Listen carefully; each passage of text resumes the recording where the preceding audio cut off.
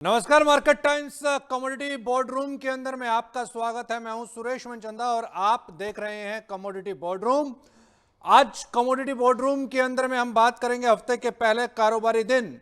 कच्चे तेल की कीमतों के अंदर में उबाल है। सोना चांदी यहां पर लाल हरे निशान के साथ जरूर कारोबार कर रहे हैं, लेकिन लाल निशान भी ज्यादा दूरी के ऊपर दिखाई नहीं देता। बहुत थिन मार्जिन यहां पर दिखाई दे रहा है। $4,500 के ऊपर निश्चित तौर के ऊपर पे सोना बना हुआ है। चांदी $70 के ऊपर कारोबार कर रही है। लेकिन डोमेस्टिक मार्केट, अगर मैं भारत की बात करता हूं तो यहां पर रुपए की कमजोरी ने सबके पसीने छुड़ा दिए हैं। 95 रुपए का $1, ये बड़ी चिंता की बात है।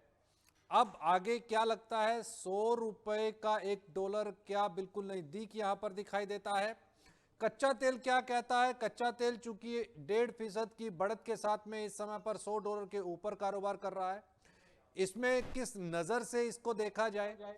फिलहाल इस पर बातचीत करने के लिए हमारे साथ में अजय केडिया जी हैं। आप डायरेक्टर हैं केडिया कमोडिटीज के।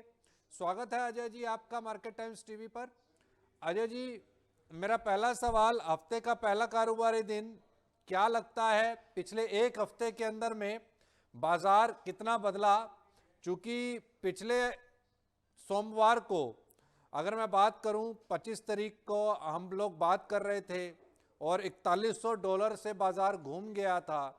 चांदी करीब करीब $60 के लेवल्स को छू करके वहां से घूम गई थी। आज 8 दिन हो गए और 8 दिन के अंदर में बाजारों के समीकरण क्या बदले हैं, एक बात, और ये हफ्ता कैसा जाएगा?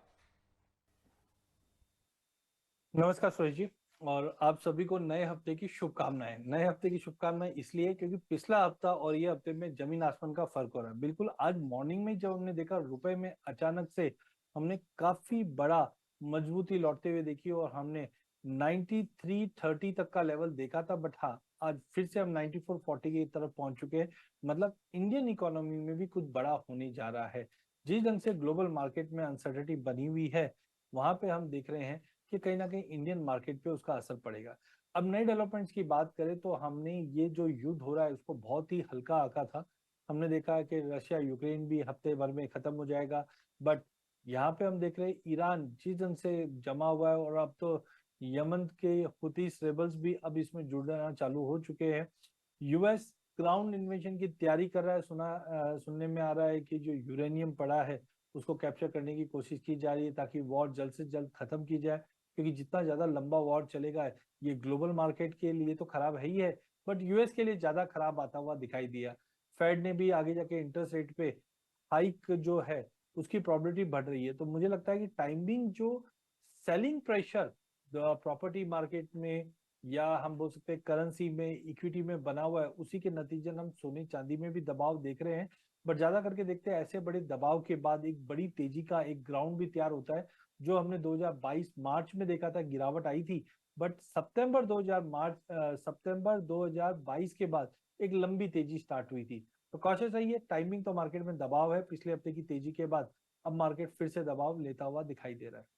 यूएस के अंदर में जिस तरीके से ट्रंप का विरोध भी लगातार बढ़ रहा है, ईरान को लेकर के जो युद्ध है और जो नीतियां हैं ट्रंप की, उसको लेकर के जो विद्रोह हमने देखा अमेरिकी सड़कों के ऊपर पे, और वही विद्रोह हमें इजराइल के अंदर भी दिखाई दिया।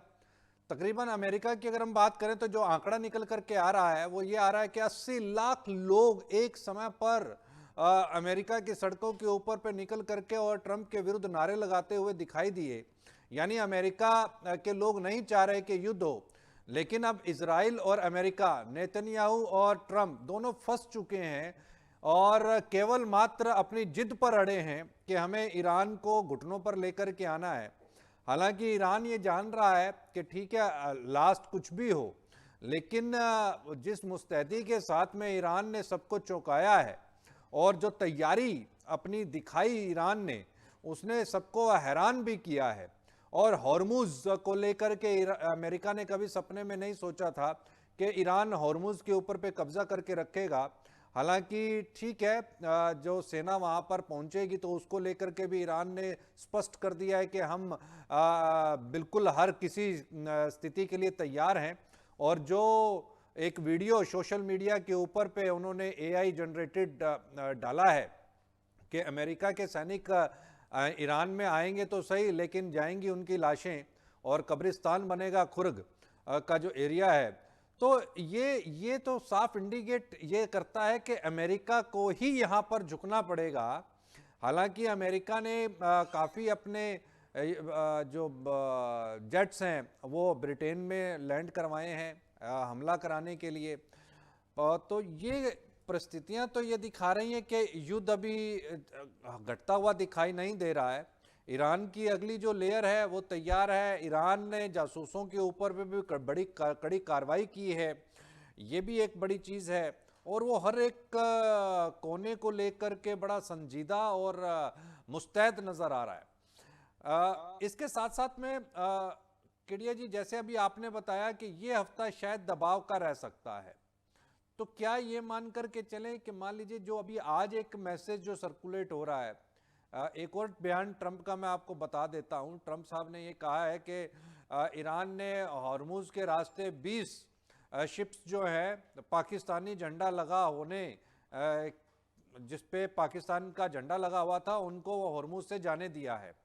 तो ये एक बड़ा पॉजिटिव साइन है और हम इसका वेलकम करते हैं। और ये दिखाता है कि बातचीत जो है, डिप्लोमेटिक बातचीत और अन्य क्षेत्रों के ऊपर पे बातचीत ईरान के साथ में बड़ी पॉजिटिव जा रही है। तो ये क्या बताने की कोशिश है अमेरिका की कि भाई पाकिस्तान का झंडा लगा हुआ है तो इसलिए वहां से हॉर्मुज से निकल रहा है। भाई पाकिस्तान के ईरान के साथ रिलेशन है, भारत के ईरान के साथ रिलेशन है। तो ये समझ में नहीं आई। देखिए, अब हम बोल सकते हैं कि जो डोनाल्ड ट्रंप बोल रहे हैं वैसा ही हो रहा है कि 20 टैंकर को दिया, या ये भी हो सकता है कि ईरान नहीं चाहता है कि जो फ्रेंडली कंट्रीज है उसको सफर करे। तो आप चाहे हम, उन्होंने क्लियर कट कहा है कि हम यूएस इजराइल के शिप्स को आगे पास ऑन नहीं होने देंगे। उसके अलावा ओपन अप है। हुतीस रेबल्स का आना मुझे लगता है कि कहीं ना कहीं ये इंटेंसिफाई बढ़ाता है। ग्राउंड इन्वेंशन करने की कोशिश करना अगेन इस चीज को दिखाता है कि ये और बढ़ेगा, क्योंकि देखिए व्हाइट हाउस ने जरूर एक चीज स्टेटमेंट में दिया है कि डोनाल्ड ट्रंप ब्लफ नहीं कर रहे हैं। अगर वो आपको 48 घंटा फिर बाद में 10 दिन का जो समय देते हैं, इसका मतलब वो कुछ बड़ा तैयार कर रहे हैं। वहीं उसके पीछे ईरान का कॉन्फिडेंटली जवाब देना कि वो आ तो जाएंगे बट उनको हेल हम दिखा देंगे, जहन्नुम हम दिखा देंगे। तो इसका मतलब है कोई भी ऐसे सिम्टम नहीं है। हालांकि देखिए डोनाल्ड ट्रंप बार बार में ट्वीट जरूर करे, ट्वीट का एक सेंटिमेंटल इम्पैक्ट भी पड़ता है। जो बार उन्होंने कह रहे हैं कि हमारी बातें बहुत अच्छे से चल रही है, अब 20 टैंकर उन्होंने अलाउ कर दिए हैं, तो वो सब मुझे नहीं लगता है कि बातों से जीते जाएगी, क्योंकि अब तक जो ग्राउंड पे नंबर दिख रही है। या दूसरी ओर हम देखें, डॉलर में कोई गिरावट नहीं आ रही है, ना ही कच्चे तेल में कोई गिरावट आ रही है, ना ही दुबई के जो प्रॉपर्टी इंडेक्स है उसमें कोई रिकवरी आ रही है। तो जितने भी हम अलर्ट सिग्नल्स देख रहे हैं, रेड फ्लैग्स देख रहे हैं, उसमें कोई भी चेंजेस नहीं है। तो अनलेस एंड अनटिल ये पूरी तरह से विराम नहीं लगता है, सीज फायर नहीं आता है, मुझे लगता है कि सोने में। अच्छा, एक चीज और मैं कंपेयर कर रहा था, इससे पहले जो खाड़ी युद्ध हुआ वो उस समय में मार्केट कैसे रिएक्ट किया था। तो ज्यादा करके हमने देखा कोई भी अगर युद्ध होता है उसमें इनिशियली सोने में तो गिरावट आती है और कच्चे तेल में जंप आता है। तो आई थिंक एक कच्चे तेल में जंप कंटिन्यू जारी है, ये भी एक बड़ा संकेत ही है। जब तक ब्रांड 100 के नीचे नहीं जाता है, मुझे लगता है 130 135 तक के लेवल दिख सकते हैं। और सोने में जो एक चीज ध्यान रखिए कि ये बहुत बड़ी तेजी से पहले की गिरावट है। मैं इसलिए बोल पा रहा हूँ कि 2 दिन मैंने एक रिपोर्ट बनाई है जो मैं आपके चैनल पे आपके साथ भी साझा करूंगा कि आप चाहे रशिया यूक्रेन वॉर के समय में भी देख लीजिए, जो 4-6 महीने की गिरावट आई थी उसके बाद एक बड़ी तेजी बनी थी। तो अब ये बहुत बड़ा ग्राउंड बनाने की तैयारी कर रहा है सोना। बट उससे पहले 4100 का लेवल अगर टूटता है तो 3500 के लेवल भी आराम से दिखा सकता है, क्योंकि हमने देखा इसके अंदर रशियन सेंट्रल बैंक गोल्ड बेचने में है। साथ में हमने 1-2 बैंकर्स की और अपडेट आते हुए देखे। हाँ, मैं वहीं आ रहा था कि रशिया जो सोना बेचने जा रहा है, चूंकि देखिए जिसका अंदेशा हमने पिछले जो अपनी कन्वर्सेशन थी लास्ट वीक में उसमें भी अपन ने ये अंदेशा जताया था कि भाई युद्ध के होने वाले नुकसान की भरपाई जो भी देश हैं वो कहाँ से करेंगे, मॉनिटरी कहाँ से आएगी उनके पास में। लगातार नुकसान है। हम ये देख रहे हैं कि जो मिडिल ईस्ट कंट्रीज हैं, अगर सऊदी की बात करें 1,25,000 करोड़ रुपए का नुकसान, अमेरिका का करीब करीब 30 लाख डॉलर के आसपास का नुकसान है। ईरान की अगर हम बात करते हैं 15 से 20 लाख डॉलर का करोड़ डॉलर का नुकसान है। तो ये जो नुकसान है इनकी भरपाई आखिर होगी कहाँ से? ये तो नुकसान यहीं से ही गोल्ड ही आपको रिकवर करके देगा और वहीं से ही आपको निकालना पड़ेगा। और सबसे बड़ा जो रिजर्व है वो अमेरिका के पास है इस समय पर 8,000 मीट्रिक टन से ज्यादा का रिजर्व। तो क्या ये माने कि अमेरिकी बाजारों से सोने की बड़ी बिकवाली हम जल्द देख सकते हैं? क्या हम ये मान सकते हैं कि सोना और चांदी के अंदर में एक बड़ी गिरावट यहां पर संभव है जिसका आप अंदेशा लगा रहे हैं? और जिस बेस की आप बात कर रहे हैं अजय जी कि भाई बेस बना लिया है सोने ने, तो वो तेजी का बनाया या मंदी का? देखिए, एक चीज और मैं इसमें ऐड करना चाहूंगा। जो आपने वर्ड बोला है बहुत बढ़िया है। इससे पहले भी ऐसा हुआ है कि जब भी कभी भी ऐसी लड़ाई होती है तो उसका युद्ध का पैसा कहाँ से आया। तो अगर आपको ध्यान हो तो 2008 में भी जब कच्चा तेल बढ़ा था तो यूएस एसईसी ने एक यूएस के ऊपर एक्शन लिया था। बताया जा रहा था कि US government was involve for ragging the crude oil prices. और अभी भी पिछले एक महीने में जो मोमेंटम है तो ऐसा आशंका है कि कहीं ना कहीं इन्वॉल्वमेंट्स है। लेकिन ठीक है, जब खुलासा होएगा तब की बात है। बट यस, एक सबसे आसान जो चीज दिखाई दे रही है वो मुझे लगता है गोल्ड ही है। हर कंट्रीज ने जिन्होंने पिछले 3-4 सालों में गोल्ड ऐड किया, चाहे पोलैंड हो, चाहे अगर हम रशिया की बात करें, चाइना की बात करें। चाइना का तो इनफैक्ट फ्रेश बाइंग में भी थोड़ा पॉज होता हुआ दिखाई दिया। सुनने में आया कि इंडिया ने भी गोल्ड थोड़े बहुत निगलेक्ट किए निकाले हैं। तो मुझे लगता है कि यस, एक गोल्ड सेल के लिए आ सकता है। बट अभी भी मेरा मानना है कि ये जो फॉल रहेगा ये टेम्पररी फॉल रहेगा। इसके बाद एक टाइम करेक्शन के बाद जो तेजी है वो बहुत बड़ी बन सकती है। बट यस, जो वॉर का जो नुकसान है उसकी भरपाई तो इस वक्त ऐसा लग रहा है कि जो कमाऊ बेटा है वो सोना ही है। और यहाँ पे खूब भरकर लोगों ने सोना लिया भी है 2-3 साल में। इसलिए ईटीएफ में भी हमने सेलिंग प्रेशर टाइमिंग बनते हुए देखा है। तो सूरज जी, मुझे लगता है यस कि इसी के डर के चलते ईटीएफ में भी सेल ऑफ आया हुआ है। सेंट्रल बैंक के ऑफिशियल कोई स्टेटमेंट्स आए नहीं। इनफैक्ट वर्ल्ड गोल्ड काउंसिल के जो 15 दिन पहले अपडेट आया था उसमें 850 टन सोना ऐड होगा 2026 में, ये भी बताया था। बट इम्पोर्टेंट यही है कि लड़ाई के इस माहौल में सोना ऐड होगा या इकोनॉमी को बचाने के लिए पहल होगी, और इकोनॉमी को बचाने के लिए पैसा कहाँ से आएगा। तो मुझे लगता है कि गोल्ड सेलिंग आ सकती है तो और ज्यादा गिरावट एक बार देखने मिल सकती है सोने में। लेकिन अजय जी एक बात और भी है कि सेंट्रल बैंक जब गोल्ड की बिकवाली करेंगे तो खरीदार कौन होगा? तो उसी का डर खरीदने के लिए बाजार कहाँ से आएगा? ये एक बड़ी बिल्कुल विचित्र बात बन रही है कि भाई कौन सा देश खरीदेगा? नहीं, बिल्कुल। कभी भी देखिए, जब हम कोई सौदा करते हैं तो बहुत बार ऐसा सवाल आता है कि सर अगर समझो सोने का भाव 1,40,000 चल रहा है तो एक ने बाय किया तो एक ने तो सेल किया। बट इसमें इंपॉर्टेंट ये समझने की ये तेजी वाला ट्रेड हुआ या मंदी वाला, उसके लिए हमें समझना पड़ेगा कि ये डेस्परेट में बेचा गया है या प्रॉफिट बुकिंग में। तो इस वक्त हम देख रहे हैं ये डेस्परेट में सेलिंग है। तो कोई ना कोई जो भी लेगा भी। लेकिन बिल्कुल आपने सही चीज पकड़ी कि ये टाइम पे ग्लोबल इकोनॉमी में सबकी हालत खस्ता है। और इक्विटी में जो लॉसेस आया है, इवन मैंने आपको लास्ट वीक भी बताया था, अभी भी मैं बताता हूँ। दुबई रियलिटी इंडेक्स करके एक आता है इंडेक्स, इस वक्त अगर मैं देख रहा हूँ तो करीबन इसके अंदर अभी भी कोई उछाल दिखाई नहीं दे रहा है। इस वक्त 12,000 के करीब ट्रेड कर रहा है। जब युद्ध स्टार्ट हुआ था, जब ये 17,000 के करीब था, तो मतलब प्रॉपर्टी में भी करेक्शन है, करेंसी में भी करेक्शन है, इक्विटी में भी करेक्शन। तो यहाँ पे बिल्कुल सही चीज है कि कोई लेने नहीं आएगा। इसी के चलते $5400 से आज हमने 4400 का लेवल, 1,000 डॉलर से ज्यादा की गिरावट देखी है। और अब अगर सेंट्रल बैंक बेचने में आता है तो दबाव और बढ़ेगा, जो मुझे लगता है 3500 तक का लेवल भी दिखा सकता है। बट कहीं ना कहीं यहाँ पे बेस क्रिएट हो जाएगा। बेस मेटल्स को लेकर के क्या लग रहा है? क्योंकि इस समय पर मंदी का खतरा लगातार बढ़ रहा है और उस मंदी के अंदर में इंडस्ट्रीज कैसे सरवाइव करेंगे और इंडस्ट्रीज की तरफ से क्या बेस मेटल्स की डिमांड आ सकती है क्या? और बेस मेटल के अंदर में कॉपर, जिंक, एल्यूमिनियम, लेड, इनको लेकर के क्या रुझान बनते हुए दिखाई दे रहे हैं? देखिए, पूरे बेस मेटल में मुझे तेजी अच्छी दिखती है लॉन्ग टर्म के लिए। टाइमिंग, इन्फ्लेशन का चिंता, एनर्जी कॉस्ट को लेकर चिंता, जिसके चलते हमने कॉपर, जिंक, मैं एल्यूमिनियम का नाम नहीं बोल रहा हूँ।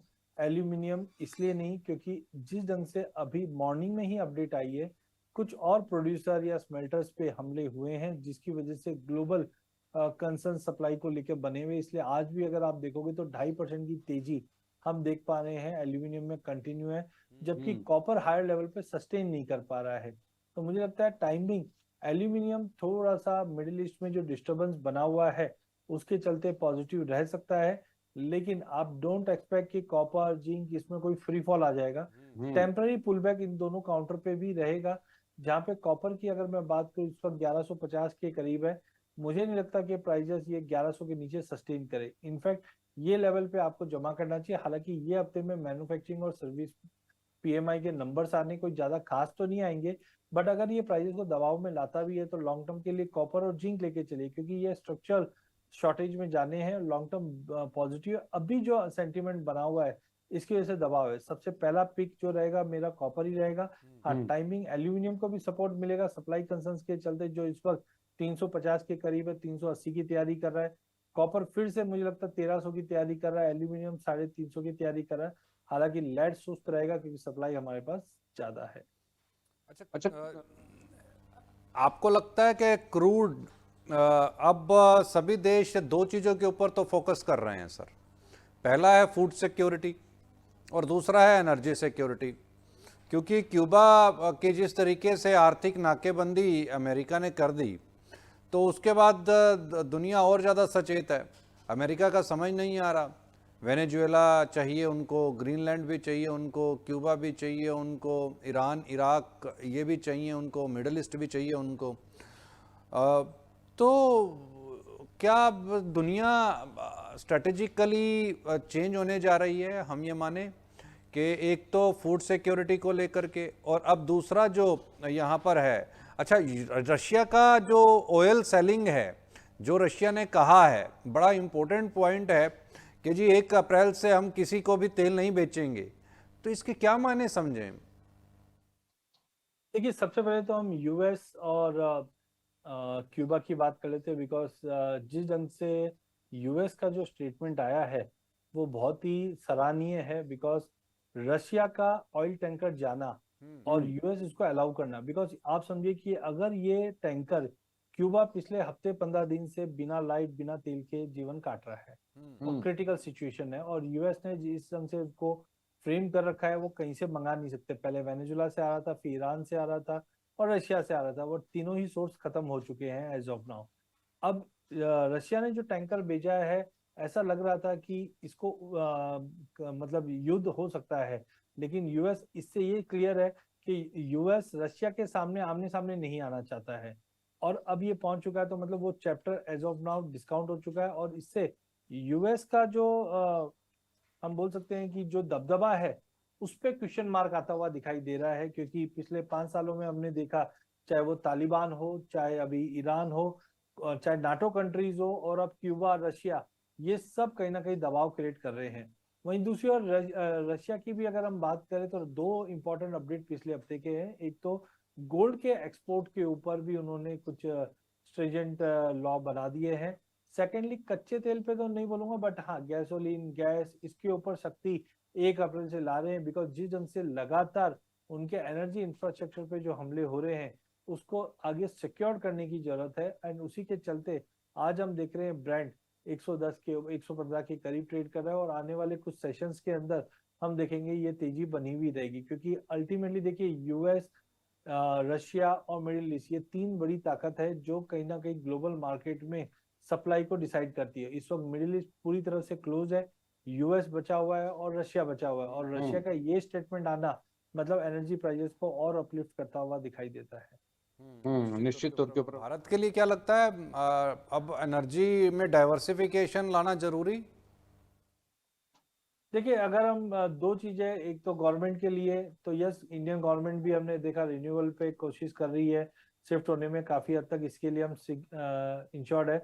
हाँ, लेकिन ट्रेड के प्रोस्पेक्टिव से देखते हैं तो मुझे लगता है 9700 तोड़ना बहुत इंपॉर्टेंट है, बिकॉज पहले भी हमने 22 तारीख को देखा कि प्राइसेस 96 का लेवल छूता है, स्टेटमेंट आते हैं, भाव सीधा 8100 तक चले जाते हैं।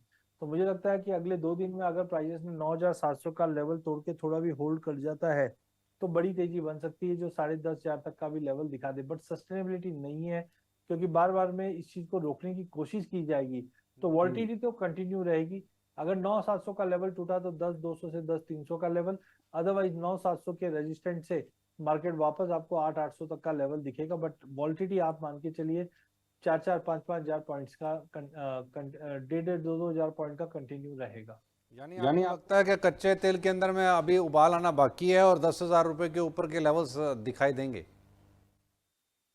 देखिए, मैं अभी भी मान के चलता हूं, अगर युद्ध आज के डेट में भी अगर खत्म होता है सूरज जी, बट लॉजिस्टिक इशू बहुत ही ज्यादा है और उसी के चलते मुझे लगता है कि एटलीस्ट 1.5-2 महीना लग जाएगा कच्चे तेल को, ब्रांड को खास करके 90 के नीचे आके होल्ड करना। हालांकि सप्लाई हमारे पास अच्छी है, बट मिडिल ईस्ट से जब तक ये पास नहीं हो सकता, हॉर्मोज का कंसर्न है और अब दूसरा और हूतीज का भी कंसर्न आना स्टार्ट हो चुका है, तब तक मुझे लगता है कि कच्चा तेल आराम से ऊपर में 125-130 का लेवल दिखा दे।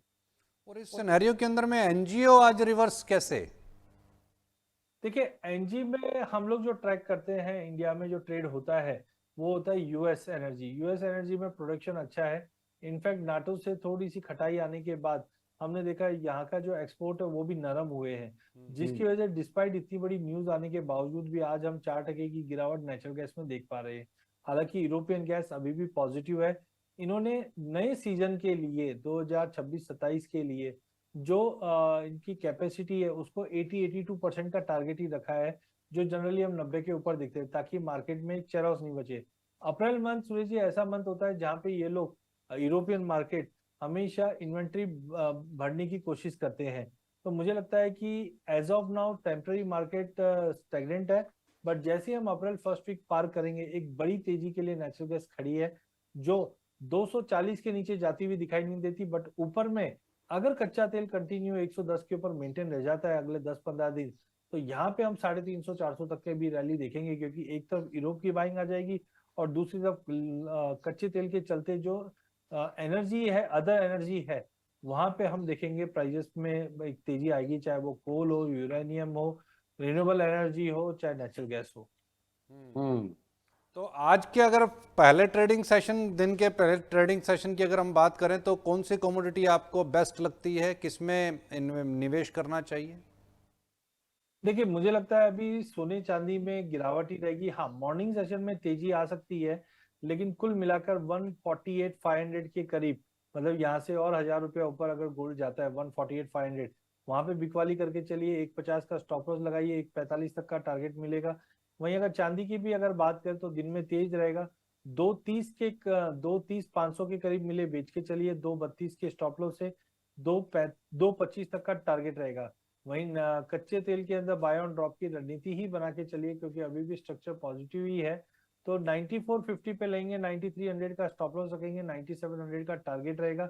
लास्ट रहेगा एल्यूमिनियम बेस मेटल में, जहां पे सप्लाई शॉर्ट की वजह से तेजी बनेगी। 347 पे लेके चलेंगे, 345 के स्टॉप लॉस से 352 के टारगेट के लिए।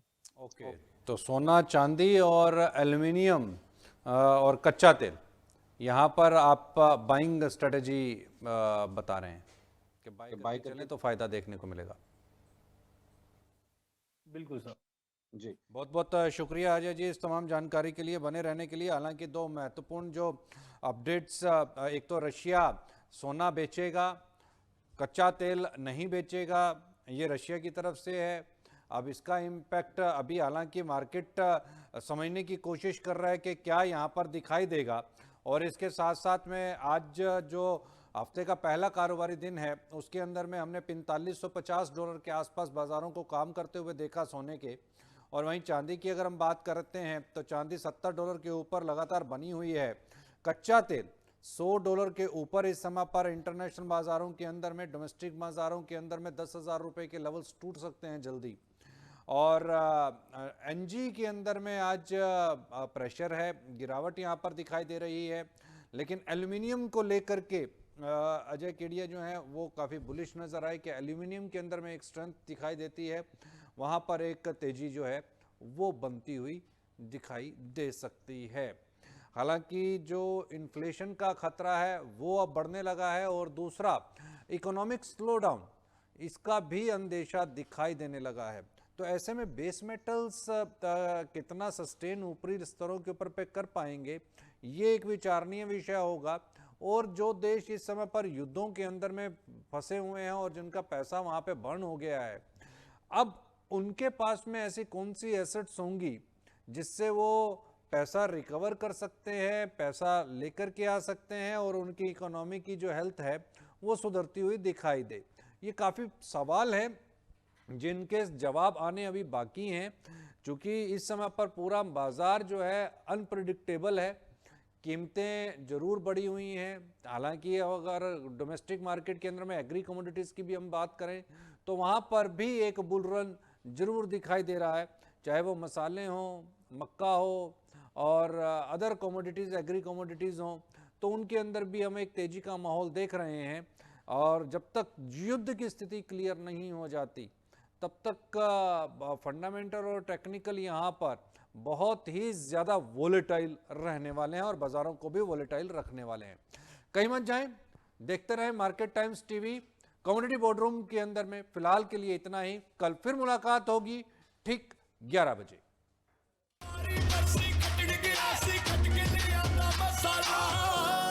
केड़ा मसाला होए, छोलिए दा या लोबिए दा, पंजाबी छोले दा या पिंडी चने दा।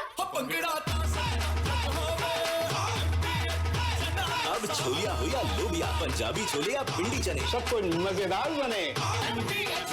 महाशय धर्मपाल जी के 130वें जन्मदिन पर MDH मसालों पर पाइए 10% एक्स्ट्रा। अब स्वाद के साथ बचत भी। अब पाइए बचत ही बचत।